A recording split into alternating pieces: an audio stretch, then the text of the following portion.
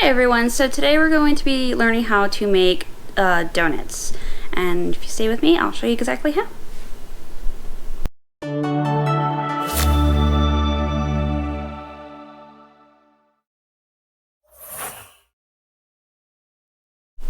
Okay, so to start with you're going to need flour, milk, some kind of dry yeast. I'm using instant yeast, sugar, eggs, and melted cooled butter. And by cooled, it just means that you can hold it like this and it's still liquid. You're also going to be needing ground nutmeg, and you don't need very much of that. You also need, for my recipe, called salt, but because I use salted butter, I'm just going to use a tiny bit of salt, not very much. So in the milk I have here, I have the yeast already mixed in with a pinch of sugar to get it started. If you have just regular dry yeast, you're going to want to make sure it proofs. If you have instant yeast, you don't necessarily have to proof it, but I did anyways just to make sure it was active. And that's the best way to find out if it's active or not. So in the bowl, we're going to take our 1/3 cup of melted butter and put it in here. And you're going to need like a spatula or something like that just to mix everything together. Making dough? Yes. And then we're going to be making, my husband asked, we're going to be making the dough for the donuts.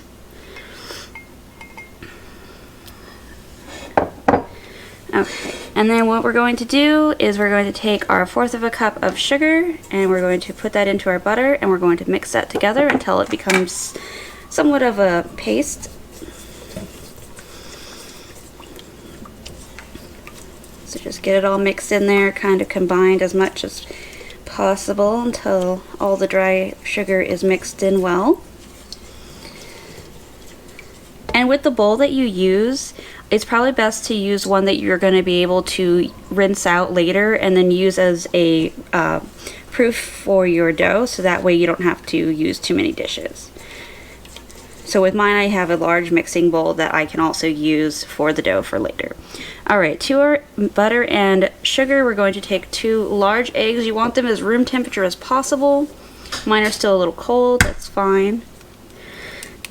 Alright, easiest way is to crack them one at a time on a flat surface, so that way you don't end up with eggshells in there. And also so that way, if you want, you can crack them in a separate bowl so you can check to see if the eggs are good. Makes it a little easier than having to repeat this process again, but I just did it this way instead. So for this, you just kind of mix them in. No special technique required, just mix them in there. Once you get the first egg mostly incorporated, go ahead and add the second one, and then just continue mixing until they're incorporated.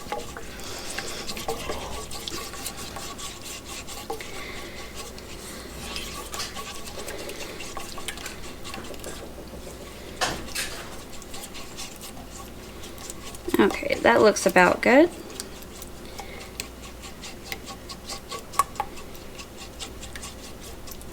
Alright, to that I'm going to take, my recipe calls for 1 1/4 teaspoon of salt, but because my butter's salted, I'm only putting the 1/4 teaspoon in.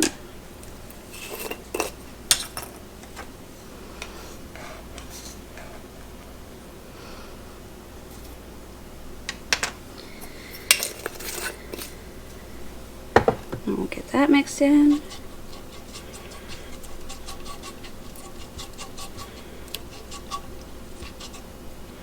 Okay, and at this point you can take your nutmeg. Now there is no actual ingredients listed for nutmeg, but most recipes do suggest nutmeg, so I just kind of do 2 dashes. So 1, 2. And that could be varied upon taste and preference.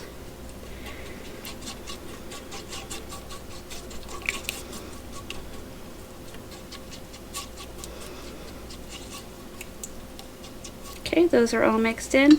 So with our flour, you're going to want to take your measuring cup. You're going to want to get like the back of a fork or the back of a knife to level it off in your bag or bowl or whatever you have. So I'm going to set that aside and see if I can show you guys.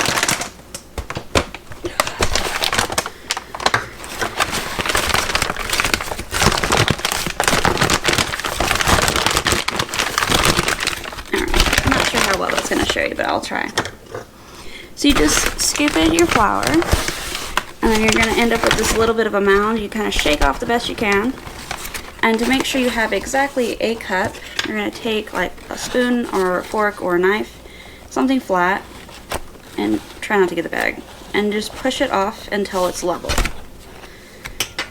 Now you want this to be as accurate as possible, and you're going to do this about 3 to 4 times.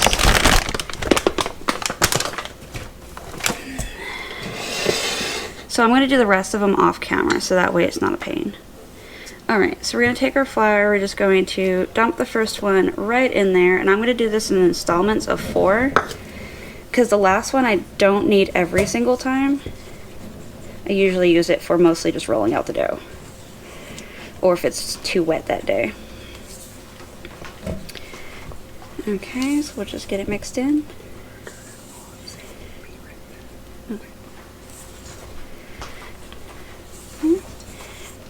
So basically you just want to scrape down the sides as you mix it in the best you can.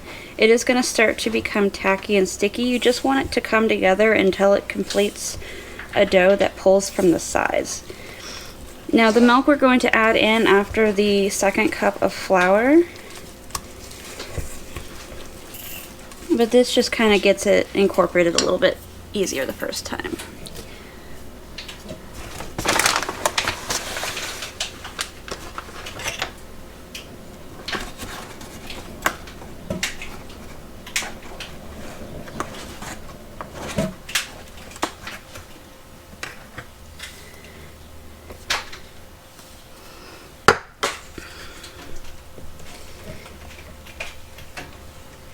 Alright, so like I said, we're going to add our milk. So we just whisk it together a little bit for the yeast to be completely incorporated.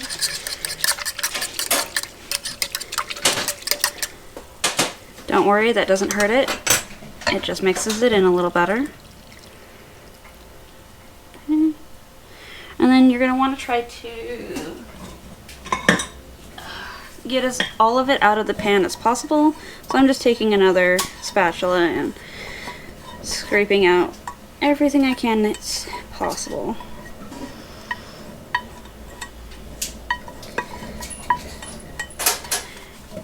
And just so you know, you want your milk to be about 98 to 110 degrees for your yeast. Alright, so at this point we're just going to carefully mix together all of the rest of the ingredients that were already in here, and our flour as we go, and I'll be adding more flour.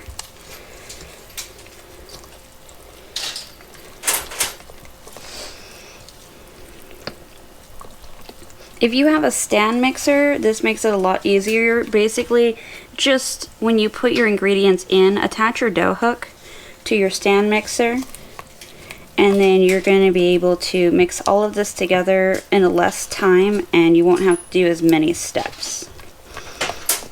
I would suggest to do installments of flour as you go, but you could put all the liquid ingredients in there at one time and then just add the flour as needed.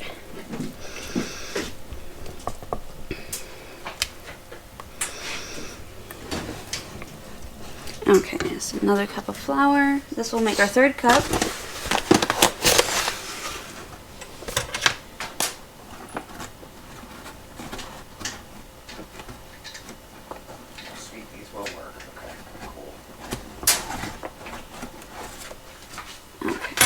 So with the third cup of flour, you should see the dough come together mostly, if not completely. Depending on the temperature of your house and the weather you have will affect whether or not you need that extra cup. But if you do need all 4 cups, just have extra flour on the side so you can lightly dust the surface that you're going to be using to roll out or to knead your dough.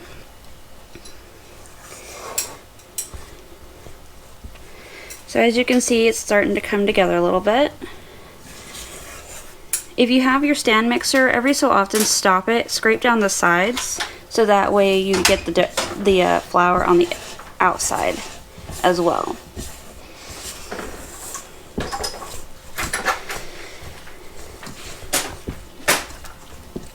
If you are mixing this by hand, at this point you should have resistance and have to use effort, like a lot of effort, to mix the dough completely. It is still too wet, so I'm going to use that 4th cup of flour.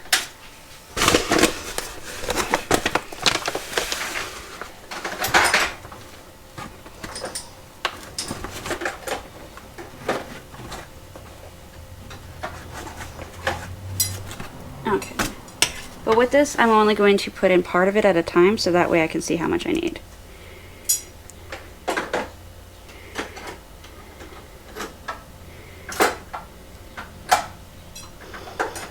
Oops, sorry. Didn't mean to bump you guys.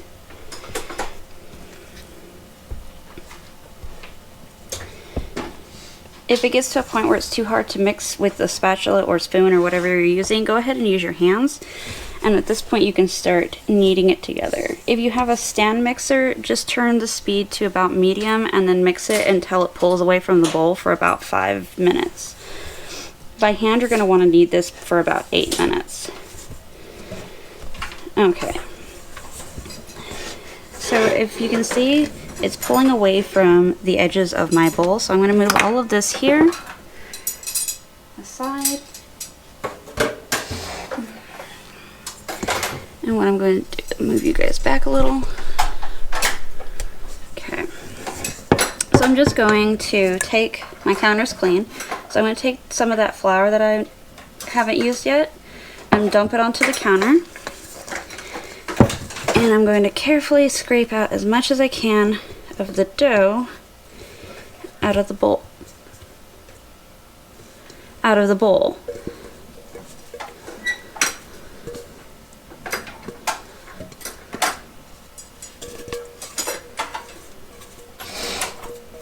Okay. So my bowl ended up like this. So you're just going to set this aside once you're done just getting everything out, and then you'll rinse that out later. Just get everything you can off of your spatula. Okay, oops, that was a little too sticky. Alright, if it gets stuck to your hand, just try to dip it in flour to roll it off. Okay, so then you're going to take some more flour, dust it on the top, and then to knead it, you kind of just want to pick it up and push it together. You want to have flour in your hands while you do this. It is going to be sticky. And then you're just going to lift and fold until it stops sticking to your hand and working in that flour.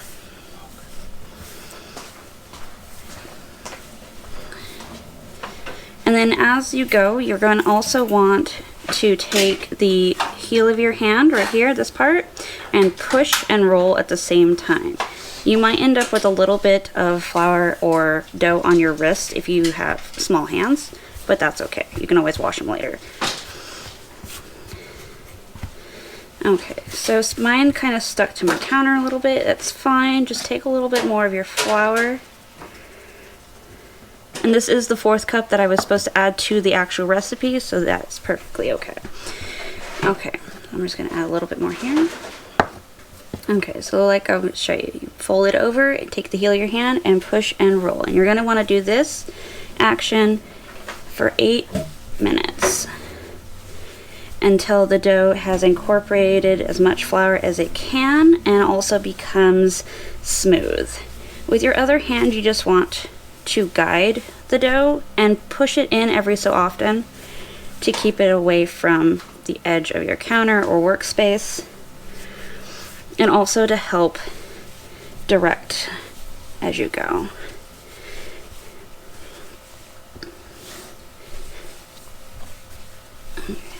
If you have flour that seems to be wandering off away from your dough, just go ahead and use your dough to help you pick it up, or just grab your hand and push it to it.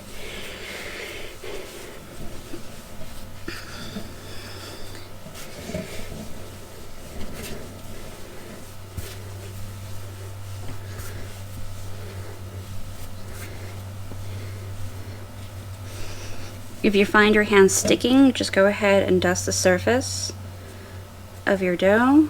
Take a little bit with your fingers and pat it so you don't make a big mess onto your hand. Grab where you put the flour and just keep kneading. Like I said, with the stand mixer, it's a lot easier to do this. You don't have to worry about adding the extra flour every so often or kneading it by hand as much. You still want to knead it by hand, but you want to use the mixer as much as possible.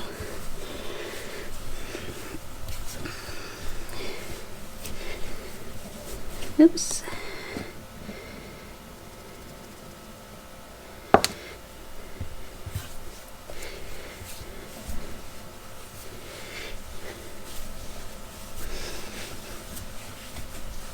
when your dough is done, it should be easy to pull and stretch without it tearing as much. So basically what you're doing is you're developing the gluten in the bread or dough, whatever you're using the dough for, because you do the same thing for bread.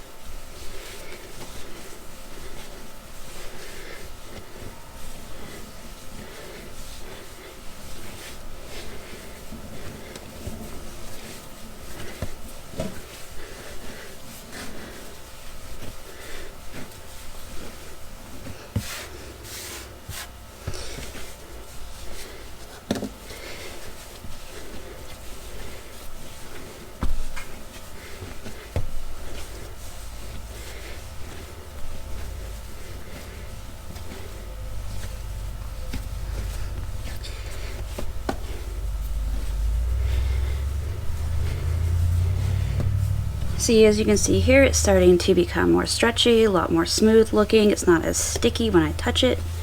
So that means you're getting to the point of where you want to be.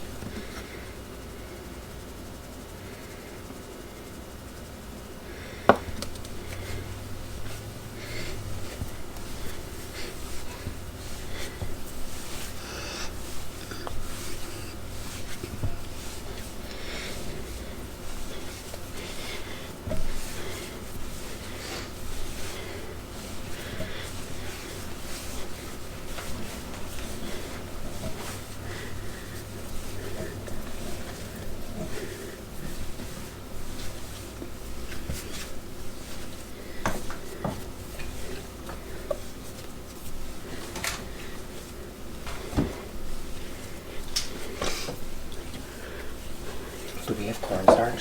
I don't think we do.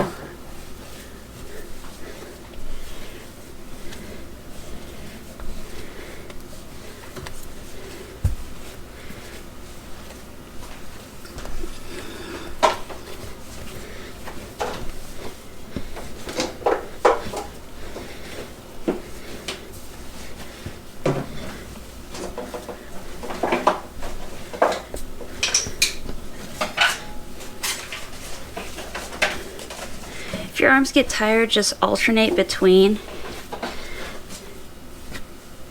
But you just want to kind of keep the rolling and pushing motion.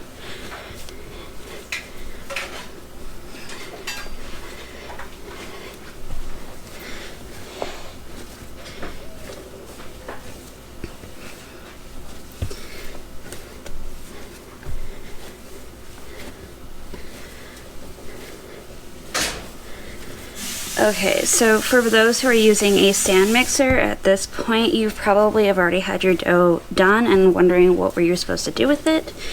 You're going to want to take it out of your bowl and you're going to want to hand knead it for just a couple minutes until it gets to a consistency like this, where it's nice and smooth looking. It stretches easily and nicely when you do this. I'm not completely done, but the mixer can only do so much before you have to actually use your hands.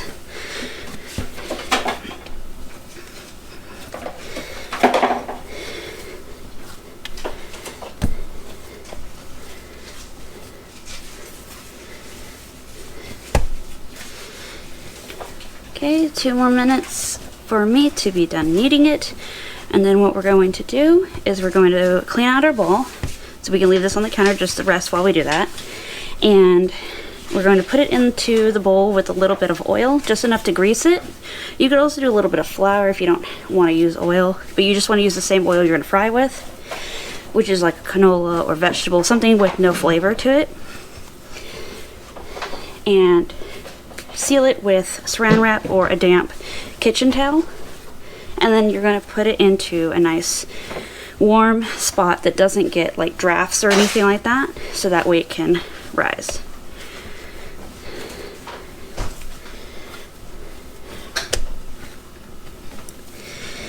You can also use your non-heated oven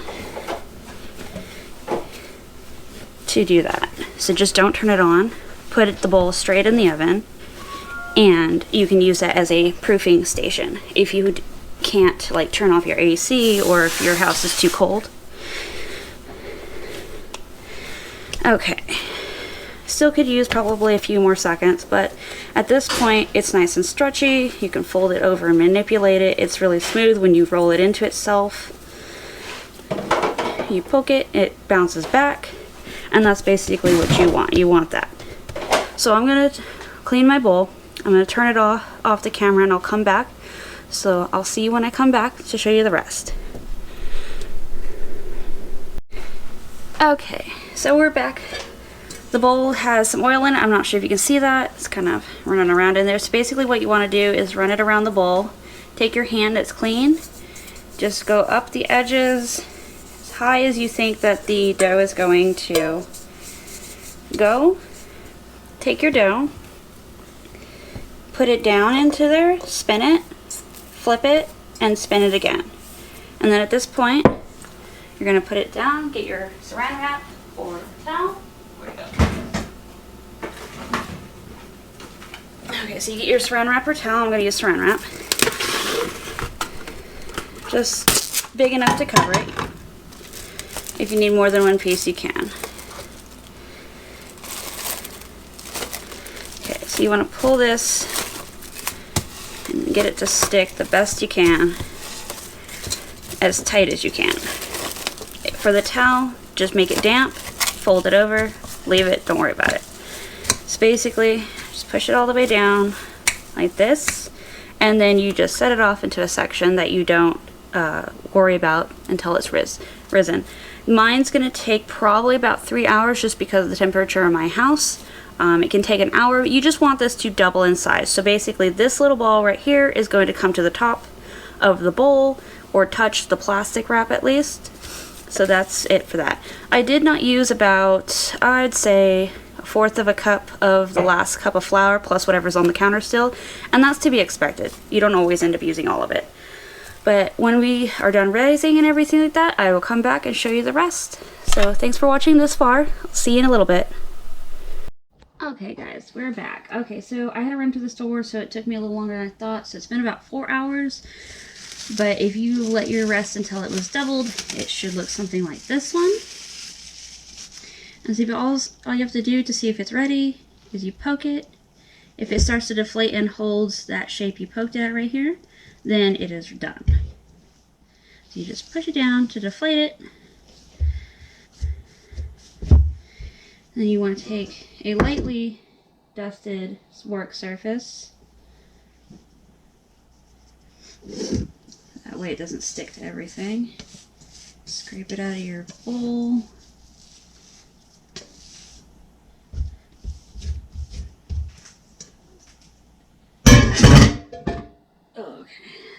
Just want to kind of try to get it into somewhat of an even shape so you can roll it out.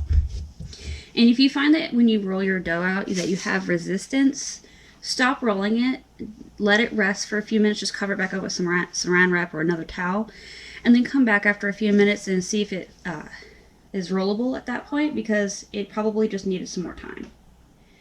So just sprinkle a little bit of flour on top, whatever's in your hand, lightly coat your rolling pin. Before we start rolling it out though, you're going to want a cookie tray or some other kind of tray, wax or parchment paper, just to set the donuts on.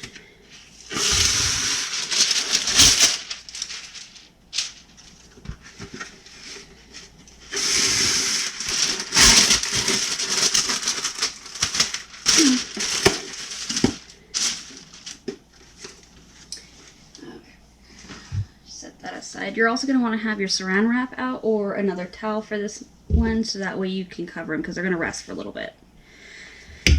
So for this, depending on the size of donuts you want, you're going to want it to go anywhere between 1/4 of an inch thick and 1/2 an inch thick. The bigger the dough is at that point, the fluffier they will be. But if you just want small little ones, then you can make it thinner. You want to rub your hand across it just to see where the super uneven sections are, and then go ahead and just go over that section. That way you're not rolling it out too thin in one spot, not another.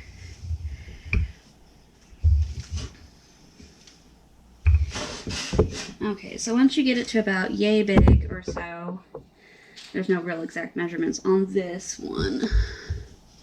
You're going to want to grab a sturdy glass cup or any kind of cookie cutter shape that you want for your donuts.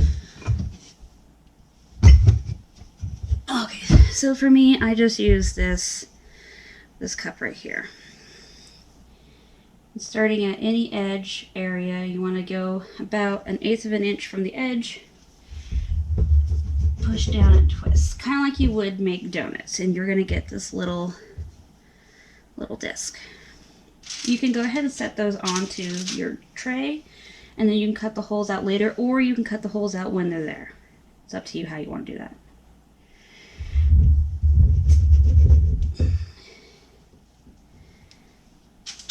When you set them on the tray, you want to keep them a little bit of a distance apart because they do rise.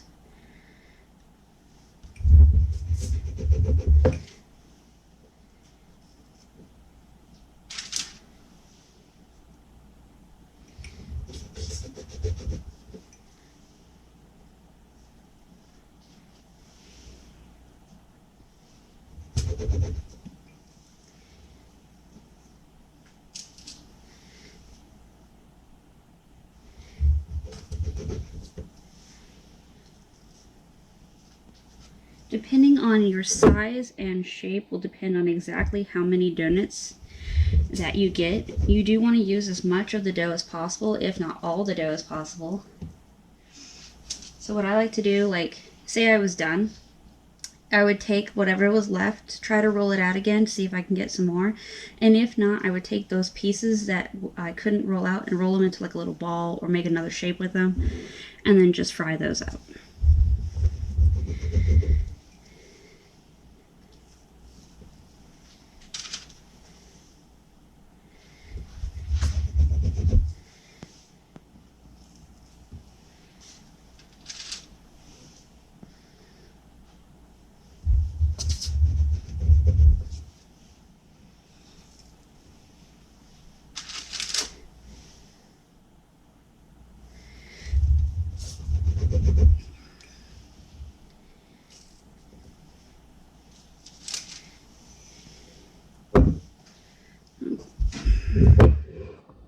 Yeah, I gotta move this.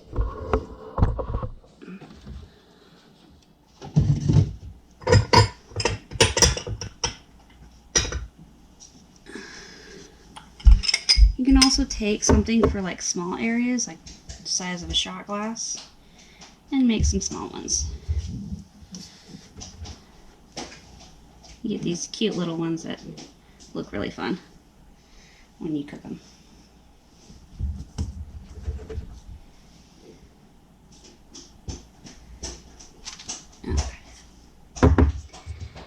just take this, try to push it back together a little bit, not too much, just enough to where it stays, and then roll it into the thickness that you want.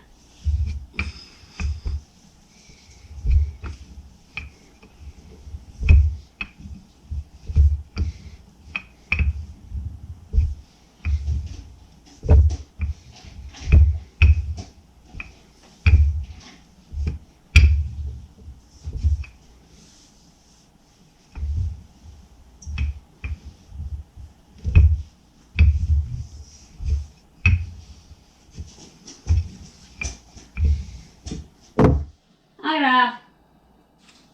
Sorry, my cats are being a pain.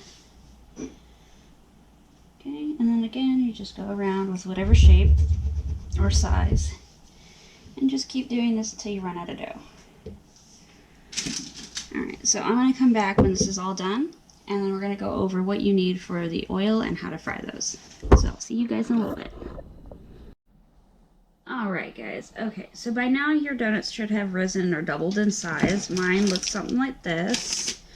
If you can see them. You want to keep the plastic wrap or towel over them until they are ready to be used, and even then you kind of just want to keep it on there, but I'm just going to take it off because this takes a few minutes. But before you do that, you want to get a large frying pan or a pot to fry in, not a frying pan, or if you have a fryer at home. I fill mine up about, I don't know, let's see, just enough for them to float, really.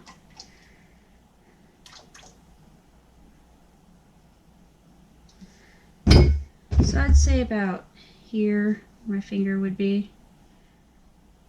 In my pot, that's where I fill it up for. See, when you have this, you want to turn it on. You want it to be a relatively high heat. Make sure your flammable items are out of the way. Okay, so you want your oil to be about 300 to 320 degrees, give or take. I don't have a thermometer that goes high enough for that I can just stick it in there, but if you do, you can do it that way. More or less, I just take one of these little ones and pop it in there. When it puffs up and turns brown, then I know that it's ready. So we're going to let that heat up. And then what I did for some of the extra pieces is I just rolled them into long pieces. And I'm just going to have long donuts. So think of them like a Long John, just not filled, and they're really tiny. Moving some of these, they got stuck together. So yeah, if you don't keep enough space when they rise, they get stuck together. And then for my donut holes, let's see, where did I put it? I took a cap off of one of my hairspray things, cleaned it, and then I just made holes with it because my donuts were small. I don't know where I put it. Oh, there it is. Yeah, so for my holes I made with this little cap. So I get these cute little tiny donut holes. And then when you go to pick up your dough, you want to be very gentle with it. So don't just like pick it up because you're going to deflate it.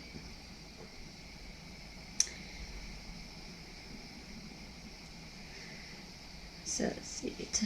And then you could either use a chopstick, tongs, or I just use a slotted spoon. If you have a spider web little frying cage, you can use that as well.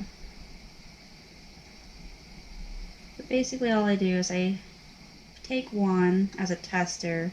If it doesn't start to bubble up in a few seconds, drain as much as I can, and just set it over on my area that I'm going to use to drain the oil off of them. And I just have a plate with some paper towels. You can move your donuts and use the tray that you're going to use, or you could just use a plate. You could set it anywhere really. Just as long as it drains the oil off and doesn't make a giant mess.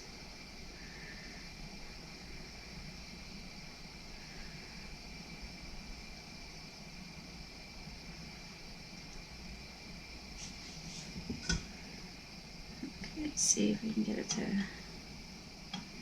go.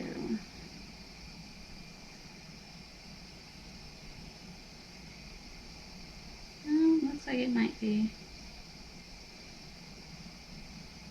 So I use a little tiny one because the very first donut, if it gets oil logged, you're not messing up a bigger donut or a donut that you like are really going to enjoy. These are like air when you bite into them, so I use the teeny tiny ones as a tester. So I'm just going to let that one sit in there. It does need a little bit longer, so we'll let that go and it'll just tell me as it goes.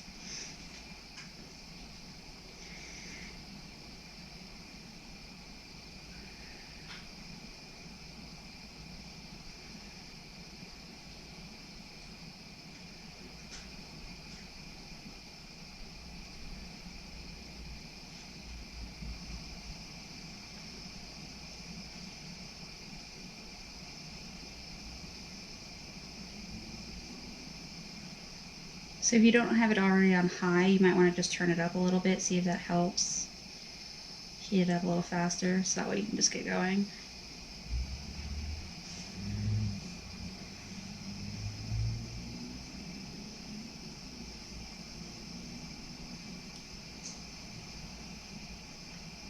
And it's starting to go. Okay. So it looks like they're ready. So these really teeny tiny ones, I use a spoon because otherwise you burn yourself.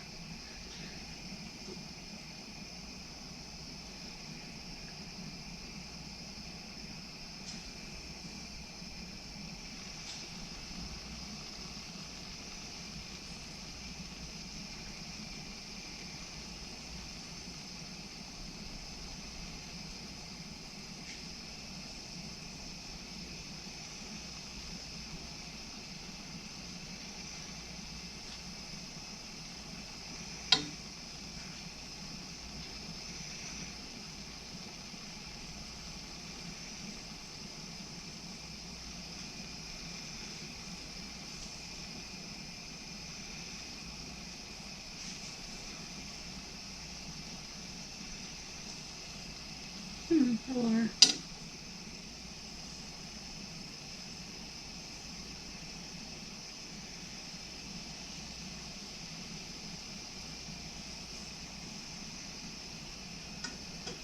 So especially with like the solid round donuts or these like little balls, if they don't want to roll over because they puffed up weird, just go ahead and try to gently push them down.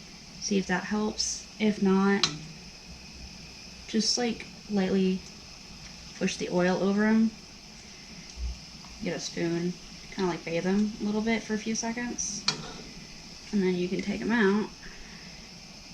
And then they're done.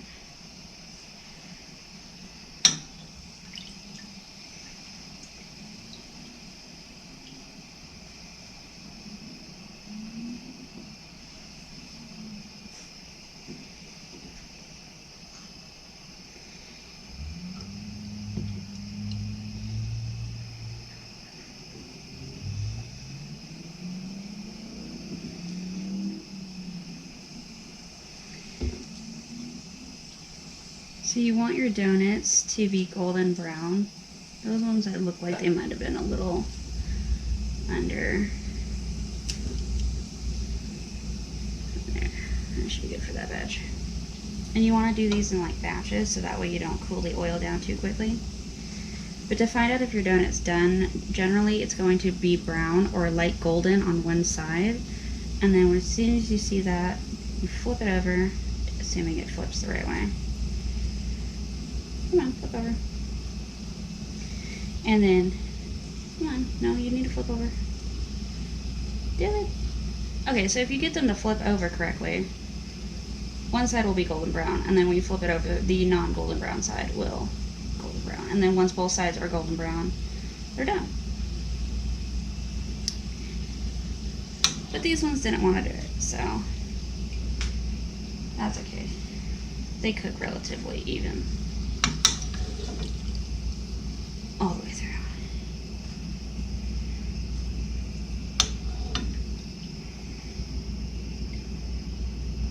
But that's a good indicator to see when they're done. So let's see, I'll get one of these bigger ones. Come on, in.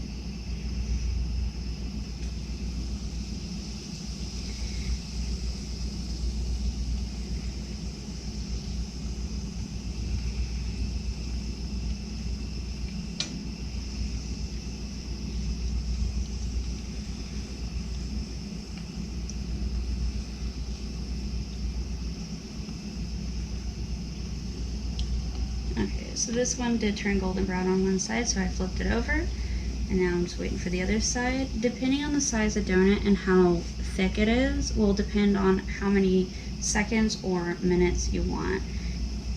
I find that you generally need only a few seconds up to a minute depending on the size of donuts, but if you got really large donuts, I wouldn't go more than 2 minutes unless it really needed it.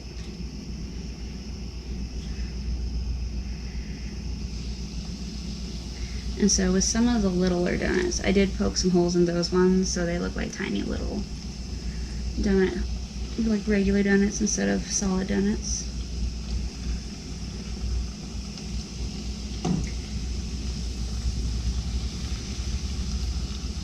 For the ones that have holes in the middle, the oil will bubble up and it kind of helps cook it all the way through evenly, and it also makes it a little easier to turn.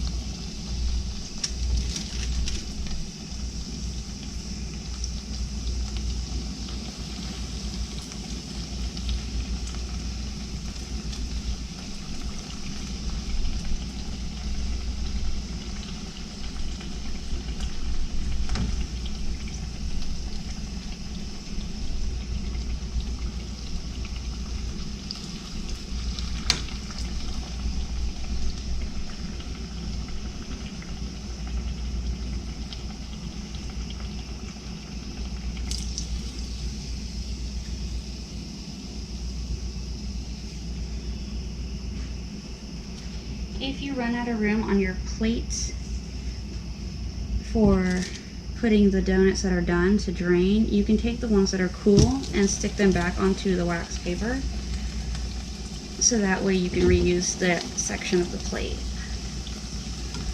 But just make sure if you have donuts in here to keep an eye on them. They do cook quickly.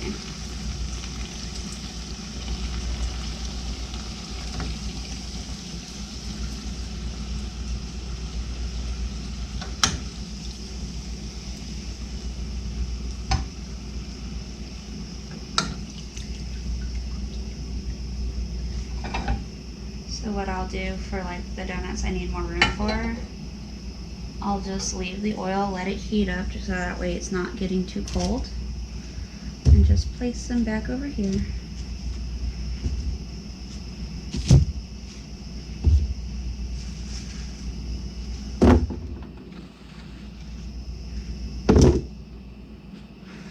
Alright, and then one of the ones that need to be drained still, I'll just leave those there.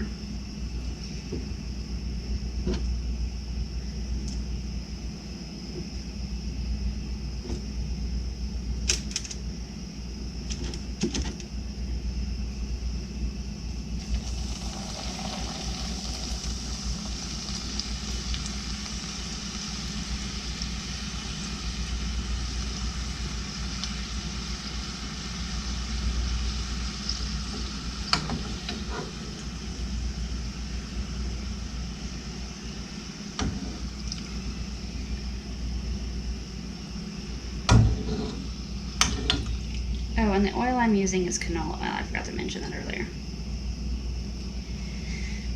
I find it works the best. For these ones, I just put them in by hand. You just carefully do it away from you, so that way if it splashes, then you're not getting burnt. But careful with your fingers.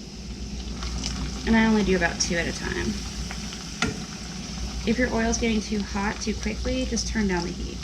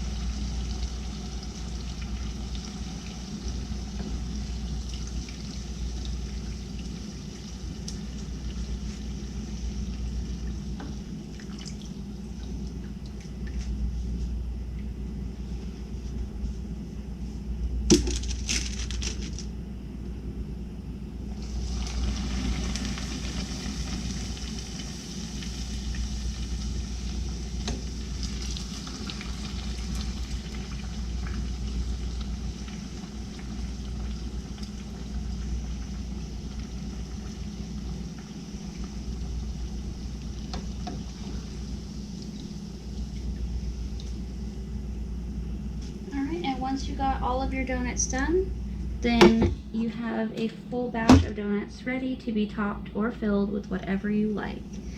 So I'm going to do the rest of them off camera and everything. You guys probably aren't going to see because I'm going to end it here.